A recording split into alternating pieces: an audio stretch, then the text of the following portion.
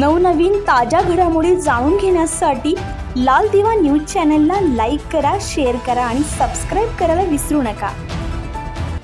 शारदीय नवरात्रोत्सवाची सुरुवात झाली असून पावन प्रसंगी नाशिक शहर पोलिसांनी भाविकांना शुभेच्छा दिल्यात। शारदीय नवरात्री नाशिककरांच्या आयुष्यात सुख, समृद्धी आणि शांती घेऊन येवो हीच सदिच्छा असं पोलीस दलानं म्हटलंय। नवरात्रीमध्ये शहरातील विविध मंदिरांमध्ये भाविकांची मोठी गर्दी उसळते।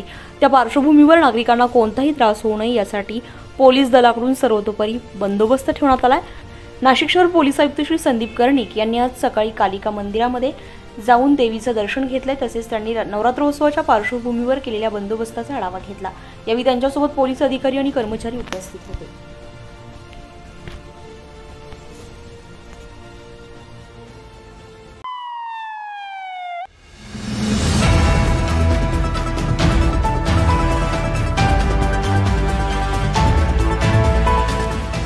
नवनवीन ताज्या घडामोडी जाणून घेण्यासाठी लाल दिवा न्यूज चॅनलला लाईक करा, शेअर करा आणि सबस्क्राइब करायला विसरू नका।